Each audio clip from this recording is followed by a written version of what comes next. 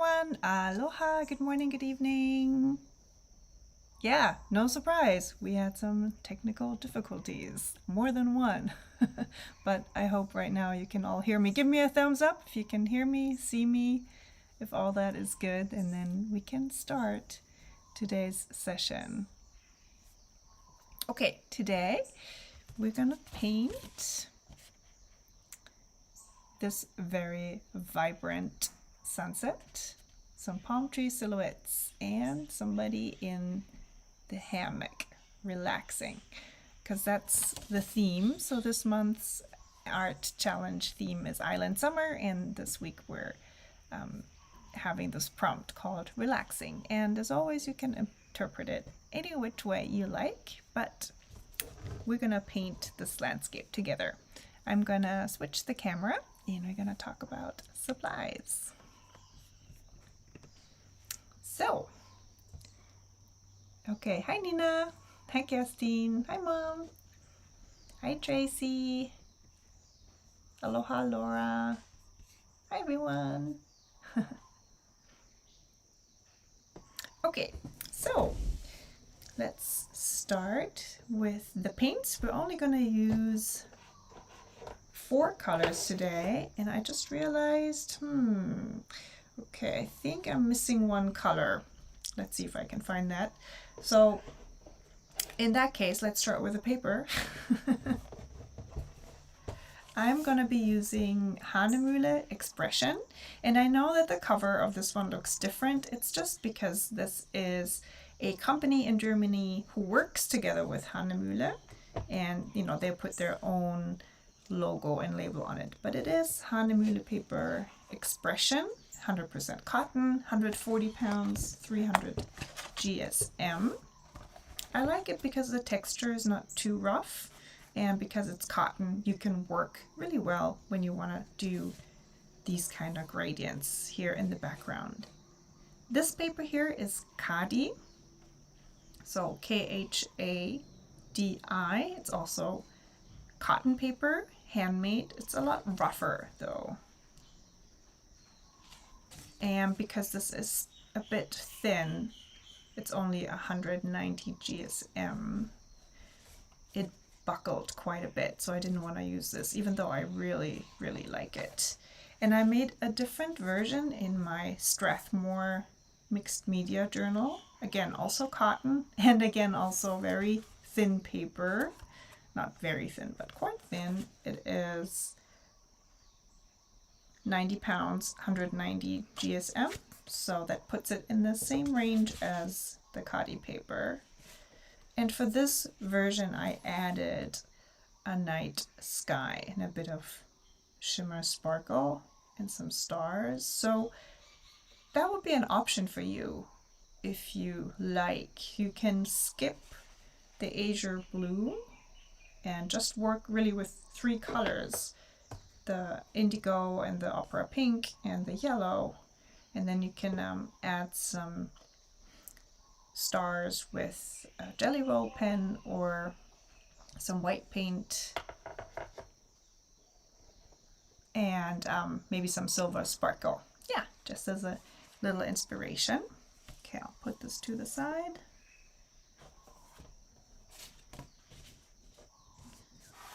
Okay, I also have a Derwent inktense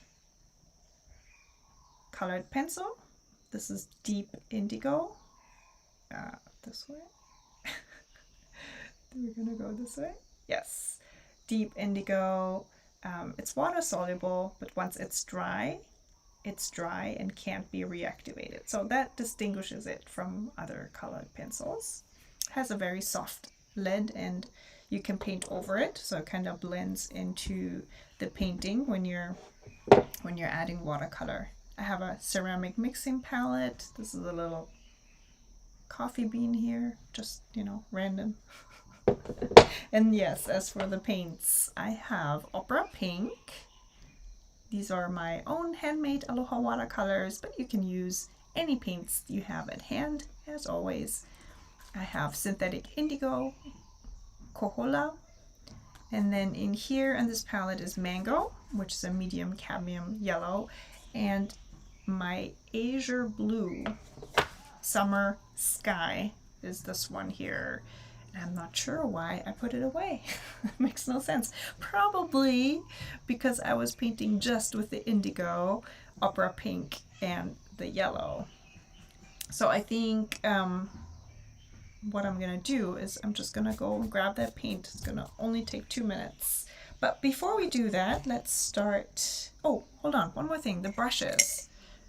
Okay, I'm gonna be using these 4 brushes today.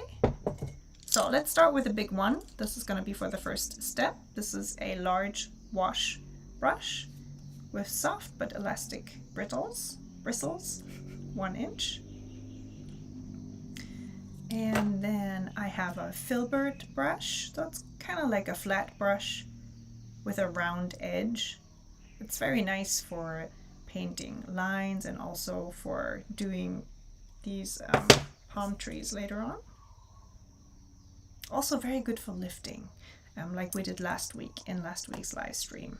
And I have a round brush, size 8. This is my Alohawatercolors Travels brush. And another Pigeon letters. This is called a liner. You can see that it's very long and fine. So it's kind of like a longer round brush, pretty much. And this is a size 0. Extremely good for lines. I'm pretty much only going to use it for these details here in the hammock. But I thought it would be nice to just maybe show you a new brush that I don't use that much, but should, because it's just very convenient. Then I also have a pencil and an eraser. Put that here. And let's start with taping off the paper coat.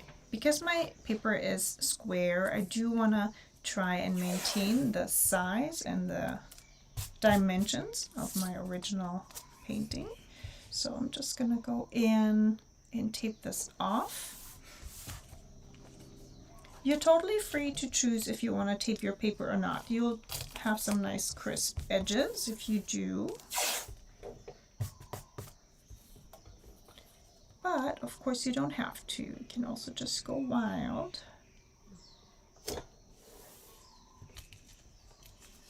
I find that especially in a sketchbook, I like to tape the page on the inside of the page, because a lot of times when you work with a lot of water, it will go through the spine and into another page. So taping this part here actually helps to maintain the integrity of the spine, or the stitching, or the binding.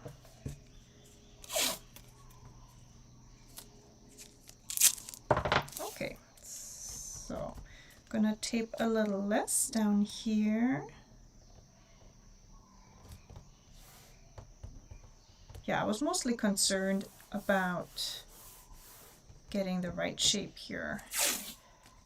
And then top and bottom, just because I want that crisp edge. Let's go like this. Okay, and we're gonna start with putting down water all across the paper. So as always, make sure that the tape is taped down nicely so you don't have any air pockets or anything that makes the water go underneath the tape. So just make sure you press down the edges, and as always, also please make sure you use a combination of tape and paper that you know works, because it's so sad when you lift up the tape when you're done painting and it rips the paper. Okay, you can see I'm going left and right, left and right. You can also go one round up and down. You really want the paper to get saturated with water, kind of like in every direction. Imagine the paper fibers are sitting here in the paper. And more movements in different ways will saturate the paper even better, rather than going in just one direction. With the cotton paper, you can see a really nice sheen when you're done coating the paper with water. and you don't want pools of water anywhere. So if your water starts running off of the page, you have too much, definitely. So this is kind of like what we want. We have saturated paper, we have a sheen of paint. Okay, if you have your blue ready, now is the time to start with the blue. And you know what? I think I'm just gonna use my cobalt blue today because I'm actually not quite sure where my summer sky blue is. It might be in the refrigerator together with my other paints. So please feel free, if you have that azure blue summer sky color, to use that. But I'm going to use cobalt blue, just as, you know, that works as well. It's a bit darker. You start at the top and with even strokes go down to about a third. I'm going to pick up a little bit more paint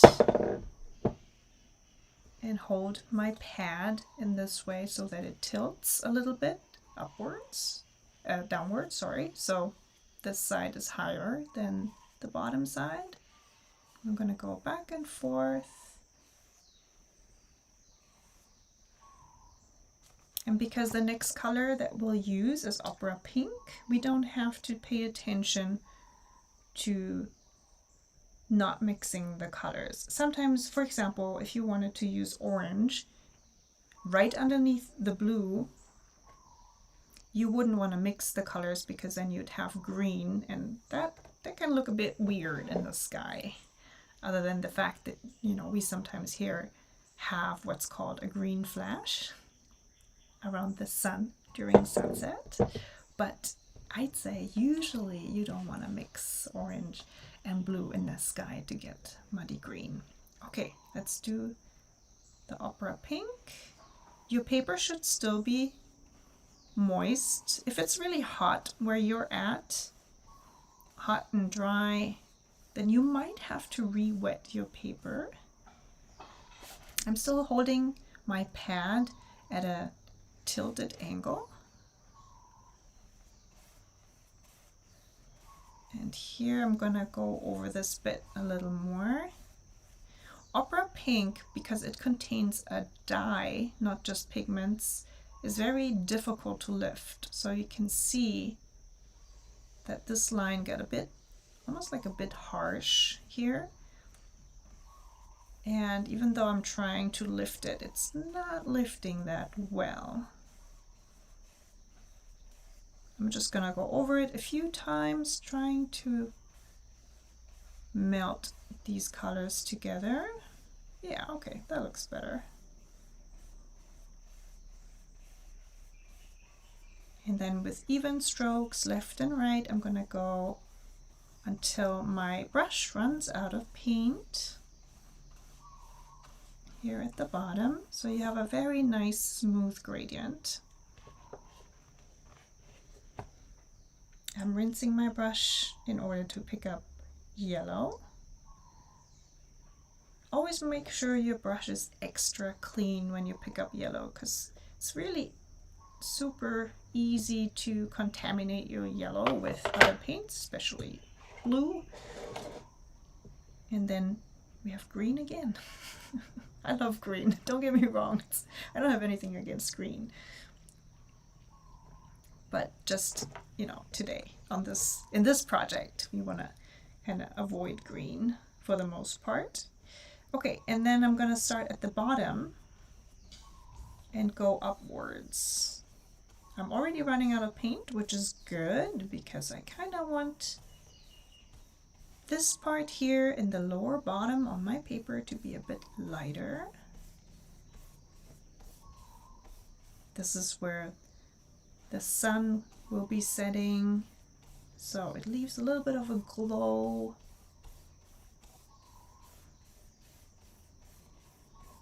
A little bit of a white glow. Okay. Again, depending on what paper you use, you might run into more complications here. If your paper is thinner, it might buckle like crazy, or if you have paper that's not cotton, the the paper might dry a lot faster and you'll run into dry spots. So you got to work with this a little bit. As I said, you can always re-wet your paper. When you do though, make sure you re-wet the whole paper. Otherwise you'll have drying edges. So worst case, you have to dry the whole paper and then just put another layer of water all over it and then reapply your colors for best and most smooth results. Okay, so far so good.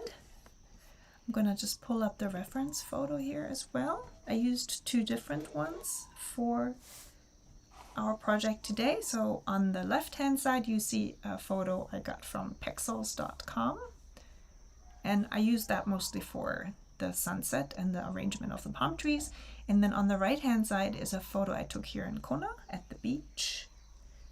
And I'm not sure how well you can see that, but there's actually a person sitting in the hammock. And I kind of use that as an inspiration to put a person in my hammock as well. And I used this tree shape also from the other reference image. Okay. So I have a question. Should I show you guys how to apply another layer on this to intensify it? Would that help you? Because then I could also show you what to do if you had to re-wet the whole paper, you know, if you run into trouble creating your gradient. Just let me know in the chat real quick.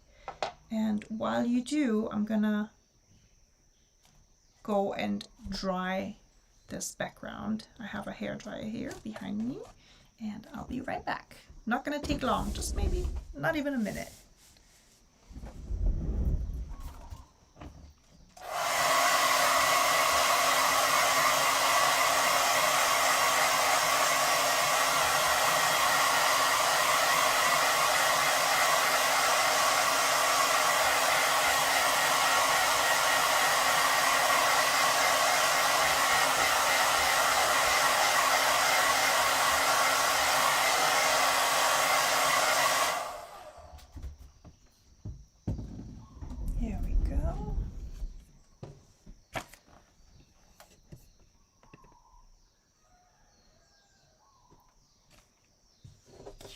Okay, paper is dry.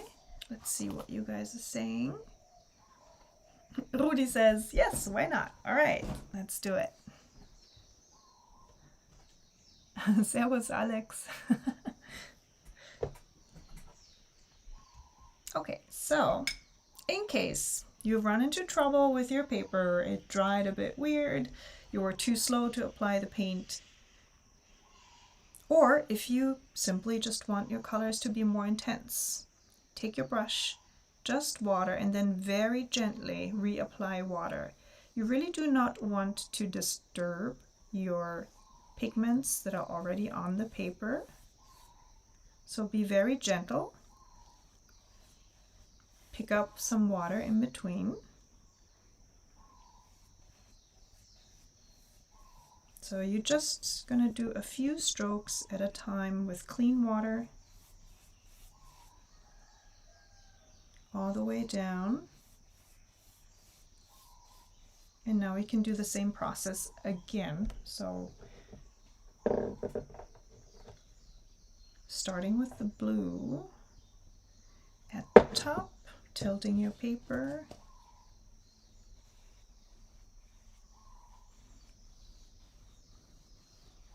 This also allows you to intensify the colors in certain parts of your painting. So for example, if you want a more vibrant, more intense blue here at the bottom of your paper, now is the time to do it. Okay, I'm rinsing my brush before I pick up the next color, pink.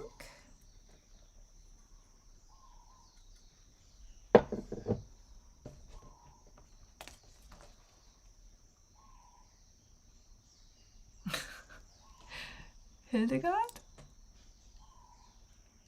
Ah, ja, super. Die Eichenauer Truppe. Herrlich. Hallo, ihr Lieben. All right, I just greeted my friends in my hometown over in Germany. Pink is next. Okay, so pretty quick strokes left and right while your paper is still wet. And I'm rinsing my brush again and picking up color number 3, the medium cadmium yellow. And this time we're gonna start from the bottom, tilting the paper upwards. And yeah, you can see this opera pink is a bit stubborn. It doesn't want to lift that easily. But now you can also see we're creating a very nice peachy orange here. In general, you want to make sure that you don't start your strokes in the middle of the paper, if possible. You always want to start at the edge of the paper and pretty much do the whole movement all over again. This will lead to the most smooth gradients. I know this is not always easy and it requires you to work pretty quickly too, but you know, just practice this. You can also practice on smaller paper, for example, or more narrow strips of paper to just get this technique down. Okay, I gotta leave you again for a minute to go and dry this. Just gonna take a little cloth and dry off the tape on the side a little bit. Just because I have some pools of water, I don't want the hairdryer to splatter the paint. Okay, I'll be right back. 1 minute.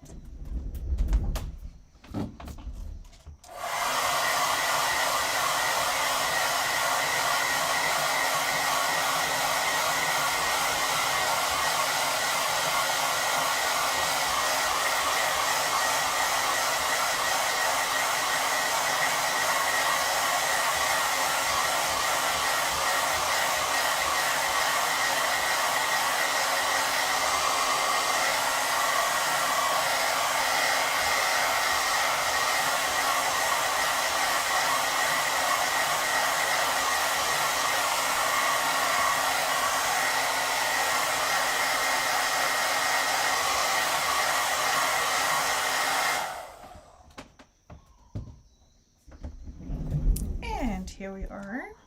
So what do you guys think? Was it worth it? I really like the vibrancy of this one. I think the gradient is more smooth now. I have some like little peach colors in here that I like.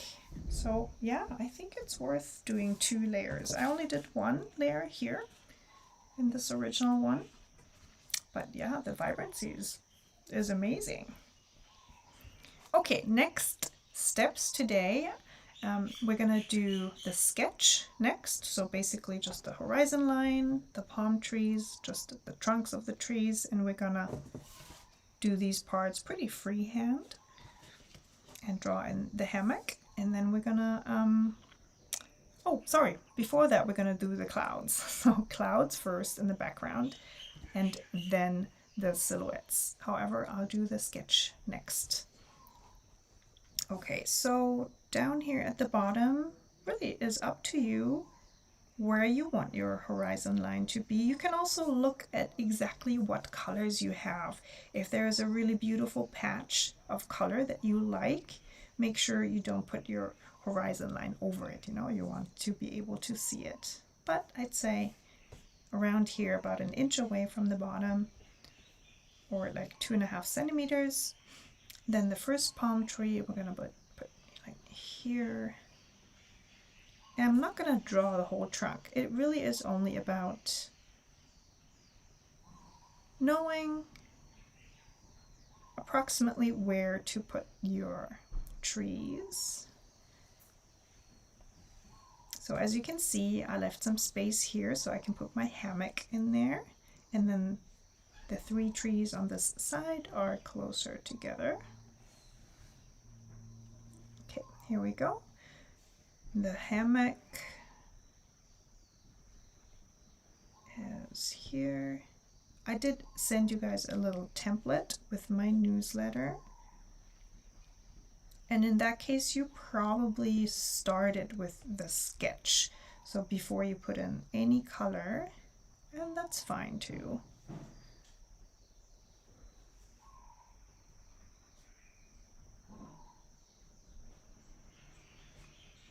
Two lines for the hammocks.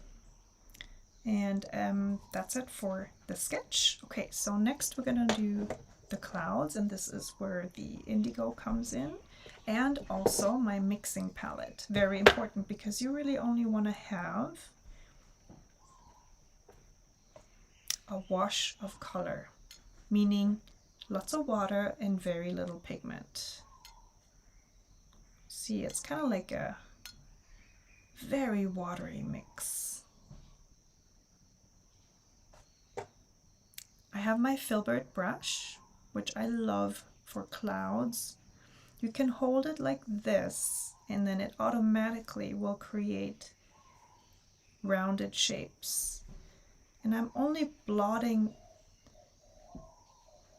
moving very quickly with my brush. So you can see that I'm hardly touching the paper. I work very quickly. Don't overthink it. Clouds are quick things when you paint them. You can shape a little bit of the clouds by moving your brush in this way. See how the round shape of the brush automatically creates round cloud shapes as well. If you want to be a bit adventurous, you can dry your paper to the point where it's still a little bit moist, a little bit. You know, when the background has a tiny bit of water, and then you can put in the clouds, and you'll have, in the best case scenario, some really nice blends between the background and your clouds. But you can also simulate that by mixing in a little bit of pink, for example, in the part where you have pink in the background. And see, you drop that into your cloud, and it'll blend even better into the background. It'll look more natural. Let's do the same thing over here, down here.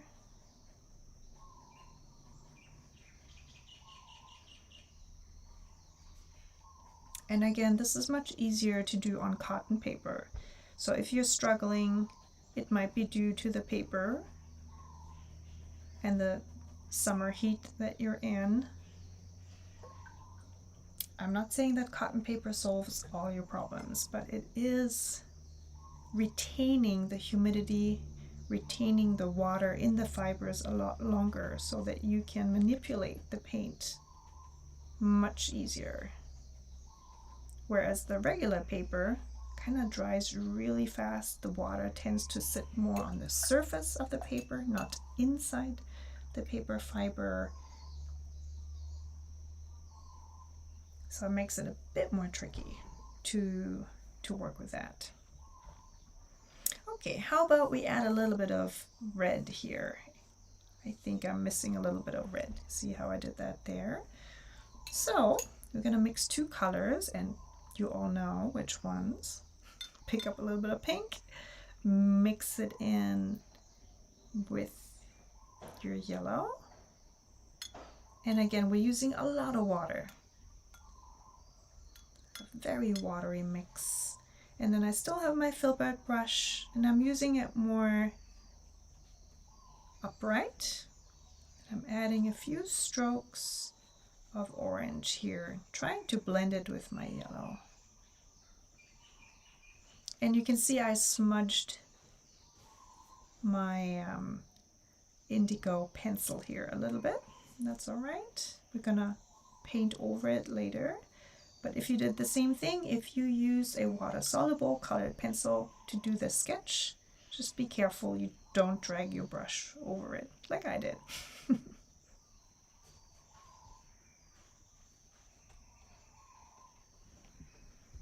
Okay, how's it going, you guys? Are you painting along? Did you get a nice gradient, or is it a struggle today because of the heat and the temperature and everything. Okay. Oh, sorry, Sylvia. I overlooked your question. This is Hahnemühle Expression. So as always, I'm gonna put all my supplies down below in the description box, but I can also just write it down for you real quick while this dries, because we have to dry the paper again. So this is Hahnemühle Expression, 140 pounds, 300 GSM. It's one of my absolute top favorite papers. I love it. I like the texture because it's not too rough, even though it is a cold press paper. And it's cotton, so yeah. I usually, whenever I go to Germany, I buy a whole bunch because it's more affordable over there.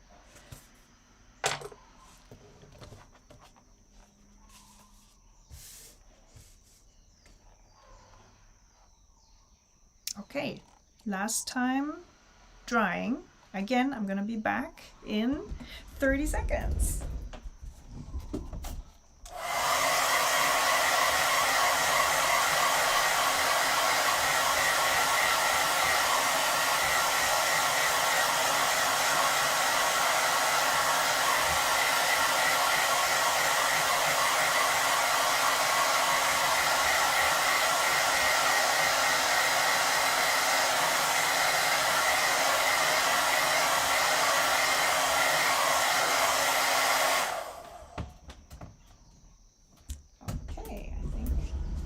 Good.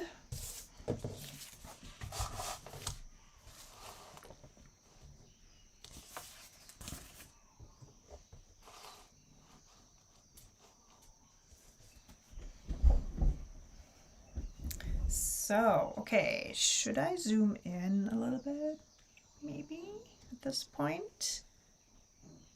Let's see, move the camera a little bit so you can see the details that I'm gonna draw next. Guess we didn't need the pencil and eraser today, huh? Okay, the rest we're gonna all do with the indigo. So everything that comes from this point on, I'll be doing with my indigo color. Gonna put my mixing palette. Let's see, I don't need this one anymore, so I can just place it over here.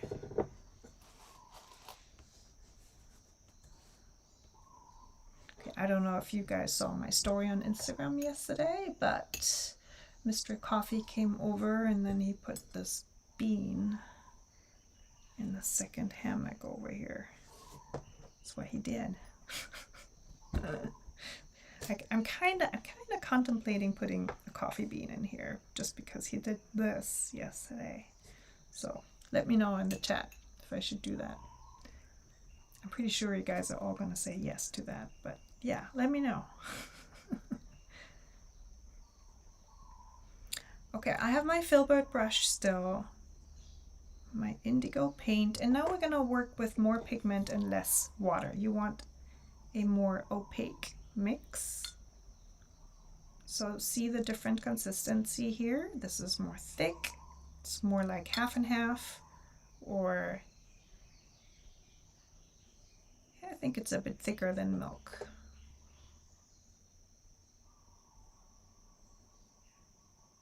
You know, we don't have half and half in Europe, so I was trying to come up with a good comparison. Like in Germany, we would say Sahne or Rahm. Yeah, like this consistency. And we're going to start here at the bottom. And again, I'm holding my brush with the bristles pointing upwards, and then I'm moving it kind of up and down a little bit to create an uneven texture, which is going to be representing the ground.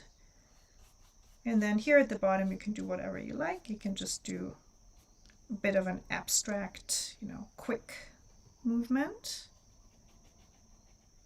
And naturally, because you have yellow underneath, it will look a bit green.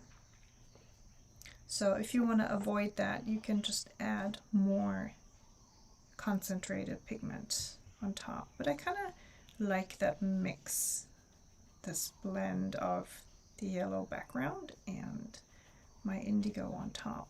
I don't mind it at all. I even, don't mind seeing a bit of yellow shining through. I'm still with my Filbert brush, picking up a bit more water.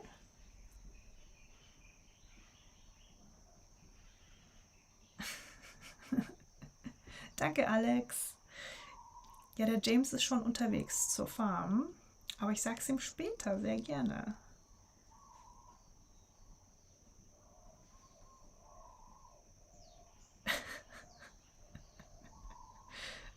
Zu Wurde Keiko zum Promi. Nein. Oh, hold on. Is it Beanie? Like Alex und Beanie? Ah. Ach, das freut mich ja. Hallo, ihr Lieben. Okay, you guys, I just realized that there are way more people watching that I know from my home. That is so lovely. Okay, next step. Don't be afraid. It's all gonna work out. You're gonna put your brush onto the paper right here where you made that line. And just move it down. While you move it down, you want to press down a little more. So you have a broader base and it kind of gets a bit more skinny towards the top. I didn't really do it that well over here. Here, it has a little kink. And honestly, we have these kind of trees in Hawaii. If you see palm trees in Hawaii, they go like this. It's funny. We even have one that has a loop in the trunk. Okay, I'm not going to do the loop today, but just saying, don't worry if it looks a bit wonky. I'm pretty sure you'll find that kind of tree here in Hawaii. And again, I do like this brush for line work. If you are unsure with this brush, or if you simply don't have a Filbert brush, because who has that, you can just as well use your round brush to accomplish the same thing. And you might even feel more comfortable. You might have a bit more control with that brush. So whatever you choose, it's up to you. You can also try different brushes, see which one you like better for this particular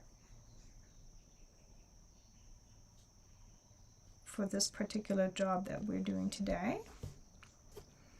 Okay, let me do the small tree here with my round brush. I'm gonna add a few branches here at the top. Okay, I'm going to now work with both of these brushes, kind of interchangeably, going back and forth. I'm just putting everything over to the side so you can see what I'm mixing here and the consistency I'm mixing. Just looking over to the chat. Servus, Bini. Ja, Mai. Und malt sie auch mit? Müsste eigentlich schon sein, gell? Müsste eigentlich schon mitmalen. Okay, so with my Filbert brush, start with the center. I know this does not look like a palm tree yet, but you will kind of want to put down a base so the palm tree looks nice and full and dark. And then with your round brush, you can use your small pinky finger like this to just rest it on the paper so you have more control. Add some very quick brush strokes. And this is what I call the wild spider. I don't know, this came up in one of my other live streams. So one of you just called this the wild spider phase of the palm tree painting. I just thought that was so funny.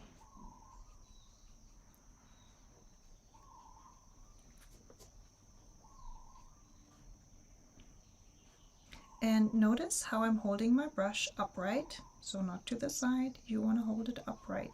So I can utilize the point of my brush, and I also have a bigger, wider range of movement. So I can really twist, tilt my brush very easily. I also have my wrist off of the paper. It's in the air. I'm using my whole arm movement.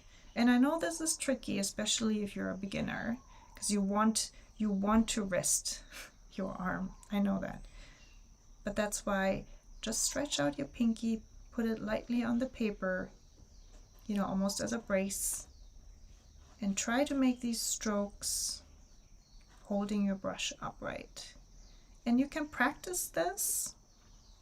If you're really new to this technique of holding the brush like that, you know, you can always use a scrap piece of paper and just practice these strokes.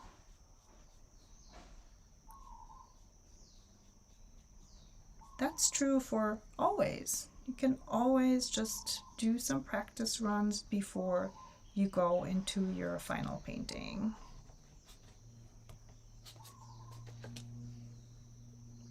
Okay, we're just gonna continue. So palm trees, especially when it's windy, will blow in all directions. The palm fronds will not just be uniform, you know, like this. They're gonna go all over. They're gonna cross each other. They're gonna be upright like this, maybe, and then blow in that direction. You can even do something like this, like really quick strokes. It all goes. And then I always try to have the center of my tree pretty dark. It's almost like the mysterious middle of the tree where you don't know what's going on. Where it's really dense.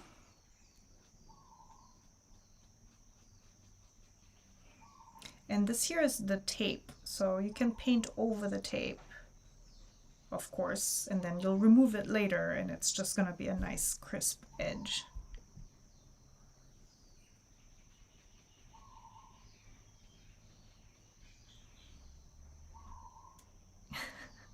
Okay, Beanie says that they definitely now feel like painting. They want to paint. Yeah, very good. I'm gonna bring you guys some paints and paper next time. We can do a painting session.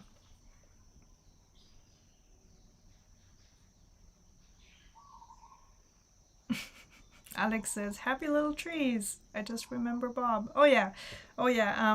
Also Bob Ross, you know, the trees are your friends. We're gonna paint a little friend, and then he just, I love always when he said, don't be afraid, and then he just goes in and makes this big stroke on this beautiful background, and you're like, oh my gosh, and then it works out.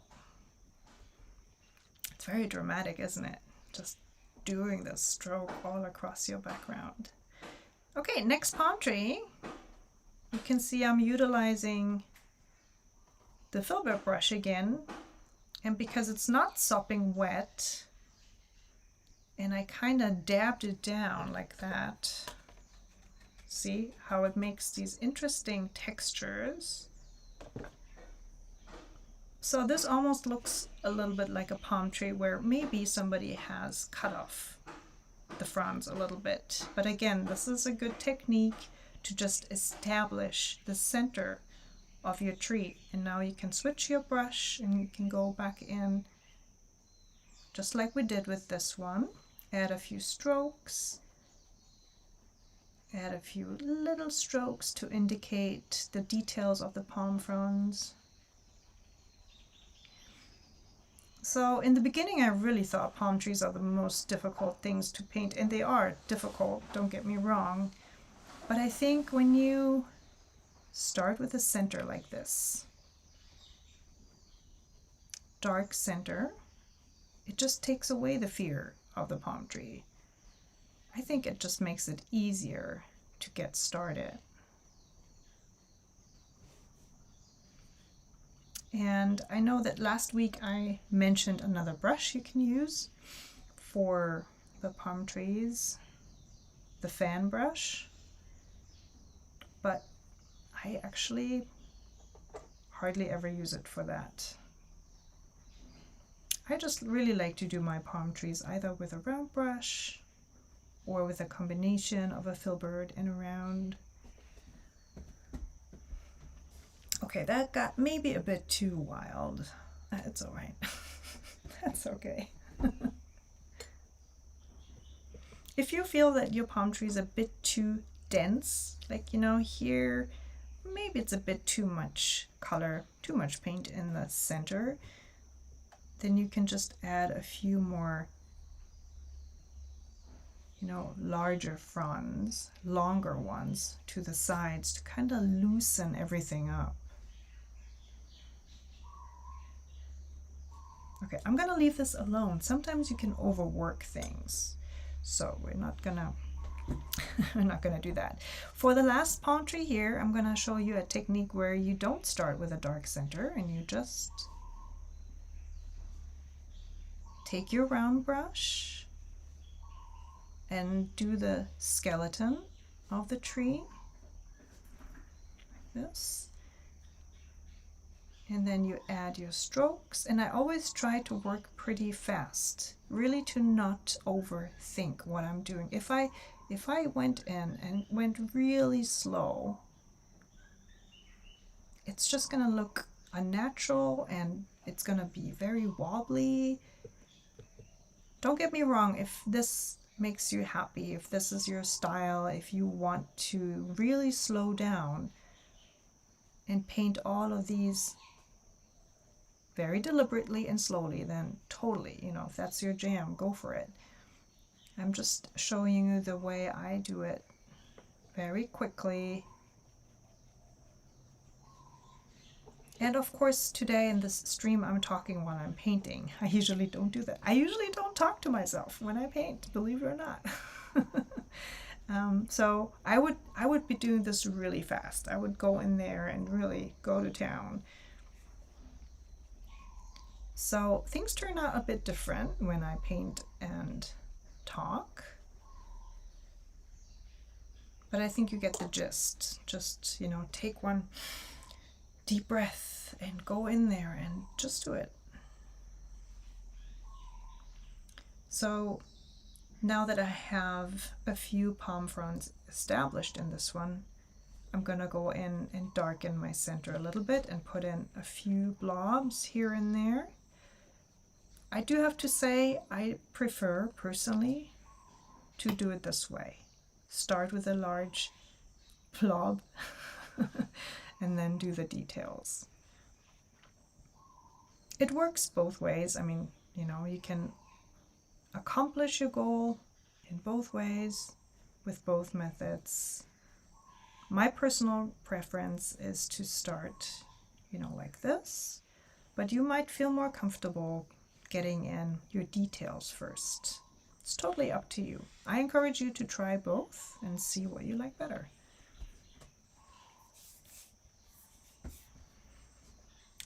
So, how are your palm trees looking?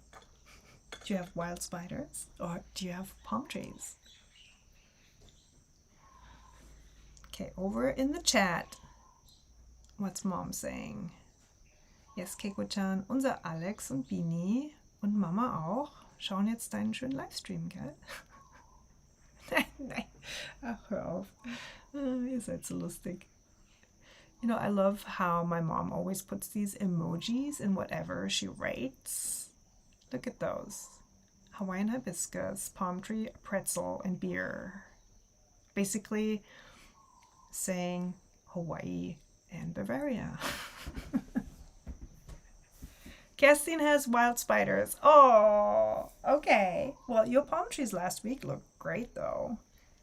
Do you like your wild spiders, Kerstin?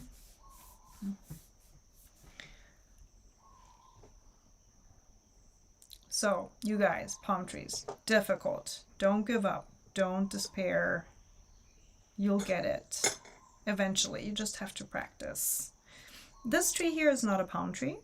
I'm not sure what it is. It might be a heliotrope tree or an autograph tree. So with my filbert and a nice opaque mix of my indigo color, I'm just going in and I'm making like almost like little rainbows in here, bows. In painting in general, you don't have to be too exact with what you're painting. Our mind can conceive a lot of things and can make it up in our brains. So you look, at something at a shape like this, long and skinny, then wild spider at the top. Our brain will tell us palm tree.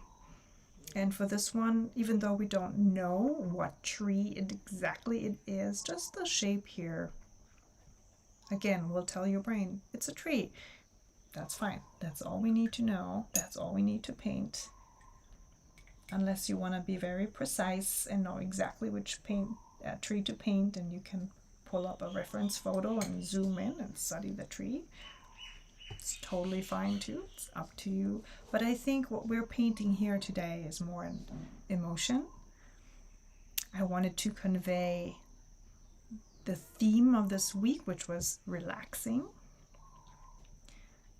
And I believe that in that case, it's not so much about depicting everything 100% correctly. It's really more about looking at this painting, taking in the colors and the vibe, and just kind of be like, I wish I was there. I wish I was in that hammock and enjoying that sunset. For the hammock, you have the option of doing it with your colored pencil. If you're maybe not feeling up to the task of doing it with a very fine brush. I'm going to paint in the hammock itself with my size 8 round brush. It has a very sharp tip, this one, so it's not too tricky to get these fine lines, but please, by all means, you can use another brush. For example, the liner brush I showed earlier with very long bristles. So this one is particularly good to draw long, fine lines without any variation. So really a smooth monoline. So some of you might know it, some of you might not. I started my art journey with calligraphy and lettering over 10 years ago. So before I went back into painting, I did a lot of calligraphy. And I think this is why I have a pretty easy time controlling brushes, and especially those with longer bristles. So for you, if you struggle with this kind of brush, I think that's super natural. I mean, it is tricky to control at first. You have to practice. And once you get the hang of it, you're gonna notice that your line will be super consistent. But again, it is a tricky brush at first. So you're more than welcome to either use just a regular brown brush, in a smaller size, or you can just do this part with a dark pencil.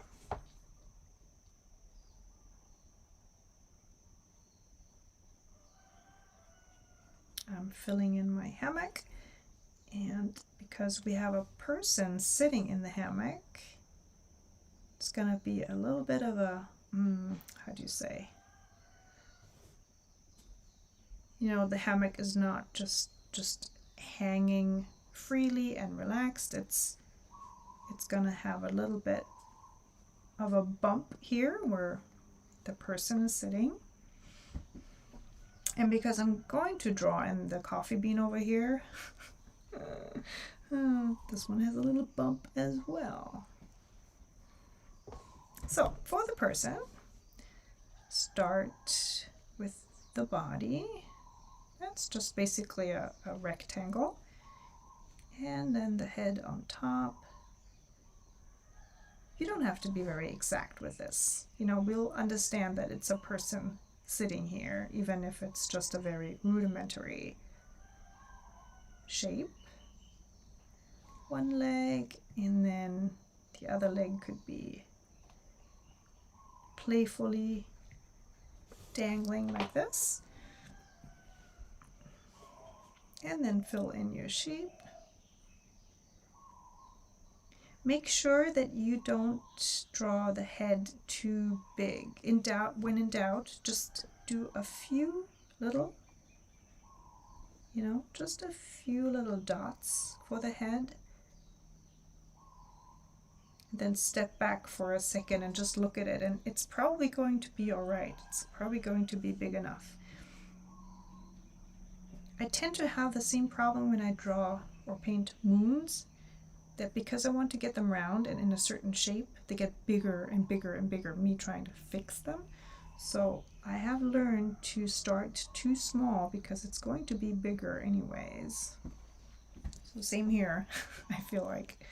How about we draw in an arm as well? So this person maybe is holding on to the side of the hammock, like that. And I think we're done with this one. Okay, and then over here, draw in the bean.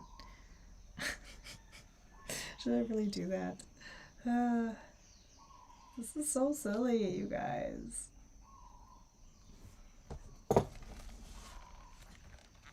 I cannot believe I'm doing this. So, the bean.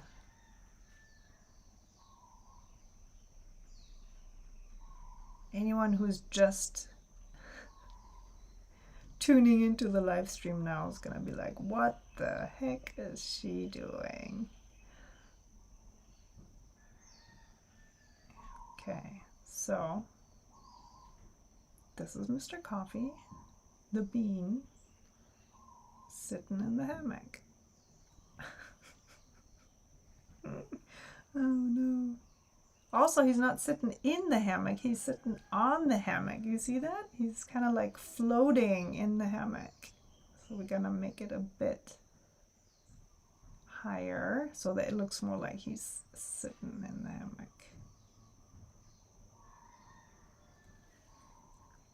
Very silly. Okay.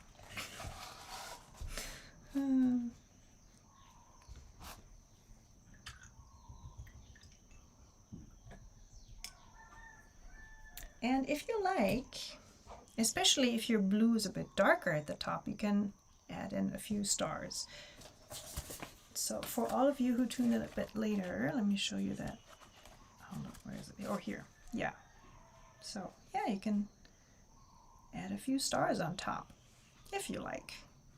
It's a bit, I mean, you know, this whole thing is very borderline tacky because of the color choices and everything. But honestly, I mean, we do have these incredible sunsets in Hawaii. They just look amazing. The colors are absolutely gorgeous. I mean, what you have in the reference photo, it's what it looks like, seriously. Or even more intense. I feel like sometimes the cameras can't even keep up with the gorgeous colors.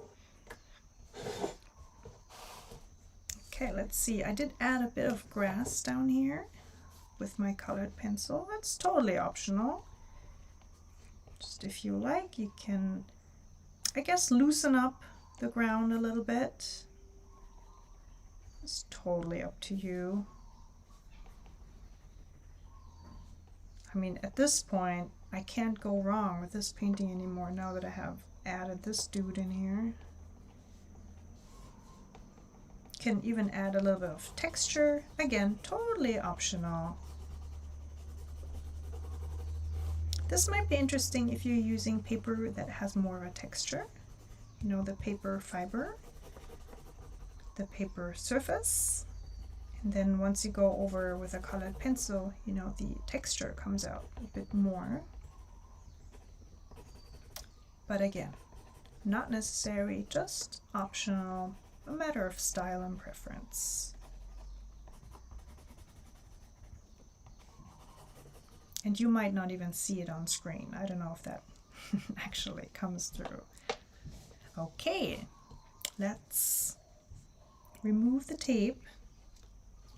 Always the most satisfying part, unless it rips the paper, of course, then it's the opposite.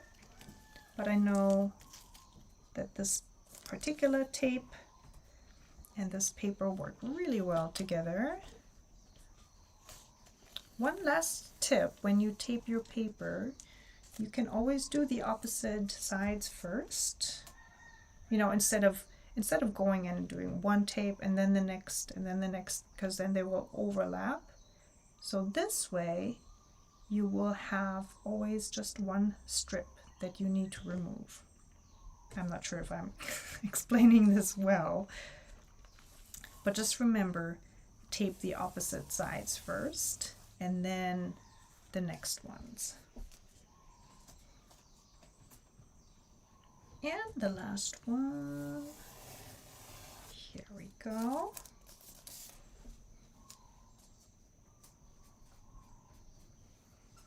Okay, and I always love to do a little side by side of my original painting and then the one from the live stream.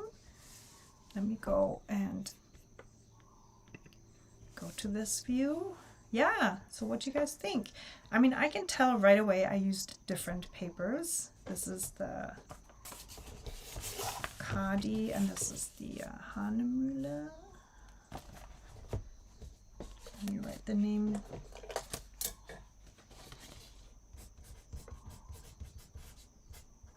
Okay, so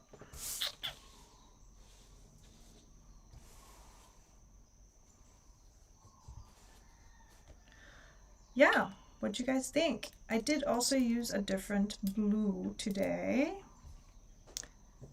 So for this one I used Summer Sky, Opera Pink, Mango, and Kohola.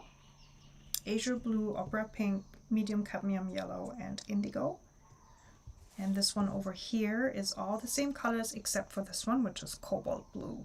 So it's a bit darker. It's a bit more on the reddish side almost, whereas this kind of has more of a yellow greenish tint to it, and it's more almost like a turquoise, I'd say, this one here. So all in all, this I think has more of an evening vibe to it. You know, it's like really the night is coming in already, and then this is the sunset here, the last rays of sunlight, whereas this I think is a bit more still during the day. It's also sunset, but it's a bit earlier.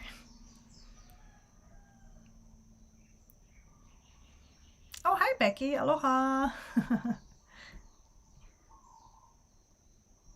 Love the colors, can't go wrong with Opera Pink. Yeah, I know, it is my favorite summer color. It's just a little bit tricky to work with because it doesn't lift easily and doesn't blend easily on the paper, but just have to give it a bit more patience, I guess. So yeah, overall I do like the darker aspect of this cobalt blue. I think it blends in really nicely. It gives this calm atmosphere. The bean.